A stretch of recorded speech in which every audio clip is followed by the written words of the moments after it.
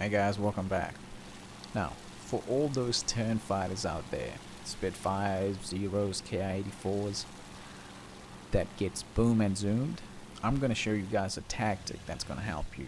Against a good boom and zoom pilots that's out there that knows what they're doing, how to use their speed, the weight of their fighter, the energy retention of their fighter, I'm going to show you guys a little tactic that's going to work against boom and zoom planes a lot more efficiently than just turning into them when they come at you. Now, what I'm going to teach you is going to sound counterintuitive, but it's going to work because of the fact how your fighter functions in the air, in air combat. Okay? And it's going to sound weird, but here we go. I'm going to be attacking a yak.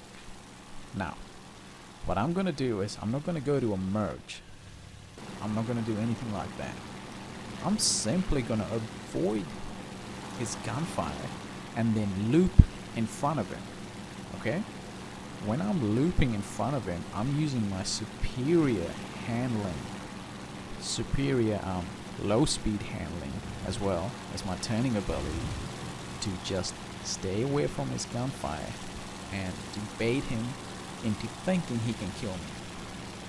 And that's all I did right now. But I'm gonna go show you guys multiple instances on how this worked. So he just came right at me. I looped in front of him and made him think he can get a shot at me, and we slowly went out. That's it. He loses his tail, crashes, and dies. Now this F4U, same thing. Before we attack from the front, now we got someone chasing us. But remember, before we do any maneuver, we need speed. Now, after we get speed, avoid the gunfire, and we loop in front of him.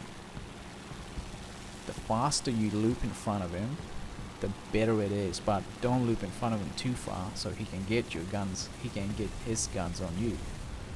Now this is a P-47 again. I'm gonna go get speed. I'm gonna go and loop. I'm gonna avoid his gunfire, loop in front of him, and try to get on him. I think this guy blacked out pretty hard. I don't think he had. Yeah, I don't think he has any idea where I am. So, and I'm gonna show you a scenario where I get attacked by two fighters, and the only technique I did was the same thing over and over again. Avoid him, and I try to loop in front of him, but he's going way too fast. And there's a P-47 that's going to come upon my 6. I'm going to try and do the same thing. I think for the next 10-20 seconds, this is all I do. And it's 1, it helps me to survive.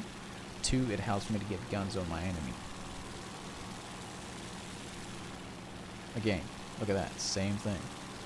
But he was way too fast, but I couldn't loop in front of him. Same thing, avoid his gunfire. Looped in front of him, and I almost get him, but no, there's a P-47 behind me. So scare him off and avoid him. Avoid the gunfire. Looped in front of him, he went way too greedy. Now the yak, avoid most of his gunfire. Looped in front of him, got him. He knows if he goes straight, he's dead. That's it for the yak. Now, the last scenario, the last one, I'm going to be going against a more experienced pilot. We're going to be using the same tactics, but it's going to be slightly different, very slightly. Now, look at this. We go into a small merge type of behavior, and then avoid the gunfire, try to loop in front of him, but he knows what's going on. And that's a P-51 D-30. If I follow him, I'm dead. Don't ever follow US planes, especially if there's a experienced pilot behind it. Let the fight come to you, literally. Let the fight come to you. Now, this time, when we come towards each other, I'm gonna loop, but I'm gonna loop down. Almost like a split S. I'm gonna loop down. And this is gonna give me that extra little bit of time to get my guns on it. So against experienced pilots who doesn't follow you up into this loop up, do a loop down, because they're so aggressively trying to shallow dive. Here we go.